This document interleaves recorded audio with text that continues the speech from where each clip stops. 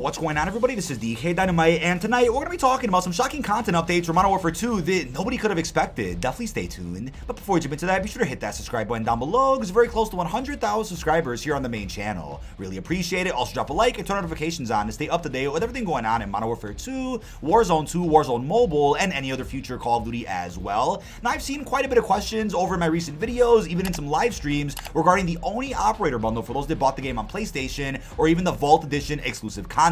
So first and foremost, what I will say is that the copy that I bought Modern Warfare 2 on PlayStation for some reason didn't come with the Oni Operator pack. I do have to restore licenses to see if that does work, but as of right now, the only fix for that issue is to try restoring your licenses, restart your console. The pack itself should pop up in your game ASAP. I would say no later than tomorrow is when you should start seeing that bundle popping up if you pre-ordered the game digitally over on a PlayStation. But for Vault Edition content, upon booting up the game for the first time over on PC, my Vault Edition blueprint and skins were instantly available, but other people out there have claimed that that wasn't the case for them and they still don't have access to the content they bought. Don't panic, don't worry, you're gonna get access to that content. It's probably bugged, or there's something going on with Steam, Battle.net, or whatever platform it is that you're on that is preventing you from seeing the content that you paid for. So I'd recommend waiting another 24 hours tops, maybe even at most Monday, to see if the issue resolves itself, because if not, you have to fill out a ticket with Activision to figure out exactly what happened to your bonus content. But when it comes to our first major story here in MW2 multiplayer, people out there did assume, like I did, that the hardcore mode would be available on day one for this experience.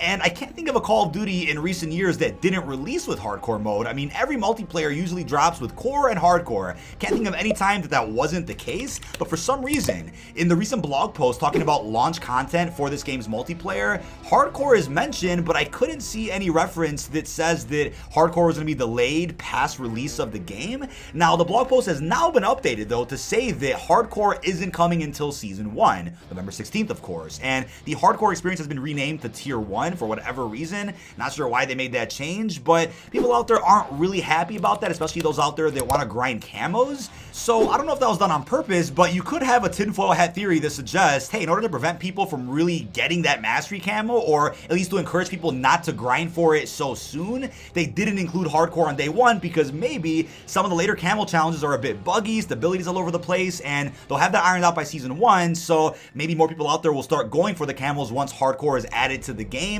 A lot of people out there are already going for mastery. People have made some crazy progress already. I'm not starting my grind until another couple of weeks, maybe after the release of Season 1, but like I've said in recent years, it's almost better to wait a little bit before going for camos, especially the mastery ones, since the longer you wait, the more likely it is that they'll end up nerfing some of the challenges themselves. Stability will be better, other modes get added in to make that process easier. That's the way I've looked at things. But here's something that I also didn't expect, right? It was confirmed we're getting 11 6v6 core maps for day one of Modern Warfare 2, but the game only launched with 10. If you're like, wait, what's the 11th map? It's Museum, a map that we actually played during the beta itself, and I don't mind that map. It played alright on most modes. I enjoy it. I mean, as I said on stream yesterday, I don't have an issue with any of the maps in this game so far, which is something that I find hard to say about any launch window of a Call of Duty. I don't care if it's Cold War, Vanguard, older games in the past. There's usually one or two maps that I'm like, not really a fan, but so far I have found a mode that works really great on all the launch maps. Museum was cool, but it's missing, and there's no mention as to why it's missing, but during the beta, it was said that there was some type of exploit or stability problems with the map to the point where they removed it from the map rotation. Now, the conspiracy at the time during the beta was that the map itself would also not be shipped day one, just like Grand Prix, because there might have been some legal issues considering that Museum is also a real-life location. Now, the issues around Grand Prix, as we're going to talk about later, did get resolved and the map is back. The map got renamed, but Museum might have to go through a similar process where they give it a new name maybe, or they change the layout. Not sure what's going to happen with that, but it's really strange. Now, we'll circle back to Museum in a second, but we then have an update regarding the map Hotel, which did launch day one and was available during the beta. The map itself might be removed. Now, the Hotel map is based on the real-life Conservatorium Hotel, another one-to-one, so to speak. The hotel actually put out a statement regarding the area's inclusion in a video game. So as they said, we have taken note of the fact that the Conservatorium Hotel is undesirably the scene of the new Call of Duty, says hotel manager Roy. More generally, we don't support games that seem to encourage the use of violence. The game in no way reflects our core values, and we regret our apparent and unwanted involvement. The hotel is still considering possible steps.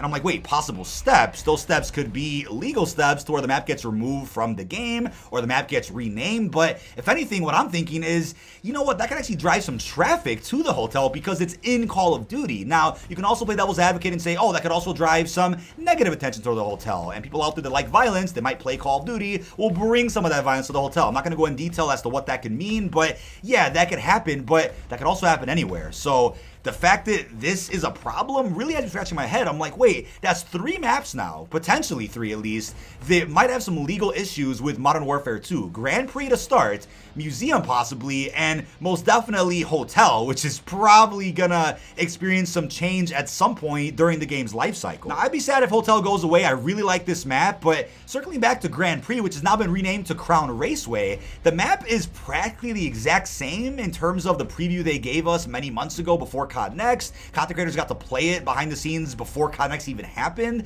So the map itself still looks like it's the exact same, just with a different name. And I'm not sure what the legal issues actually entailed, but considering it's based on a real life racetrack, something must have went wrong to where they're like, hey, we don't want this racetrack, this real life race at all connected to this violent video game, which is Modern Warfare 2. Something happened there, but thank God the map is in the game because it plays phenomenally on any game mode. I really like it. Gives me huge Plaza vibes from Black Ops 2. The visibility is also great. I mean, the sound design on it's amazing. Would have been tragic to not see this map come out at some point during Modern Warfare 2's life cycle. And like I mentioned before, I didn't even notice the map wasn't playable over at COD Next. We were busy playing so many other things that I didn't even realize the map just wasn't in rotation. And that was the one map that I think a lot of people out there really wanted to try out, and thank God that we now have the chance to do so. Now, I then saw this hilarious report from Charlie Intel, which is technically not that funny when you really think about it, but once you see the context, you'll probably laugh about it. So there's a bug right now in Modern Warfare 2 that if you ping an enemy when you are killed, it will keep the ping active on the enemy for the rest of the game.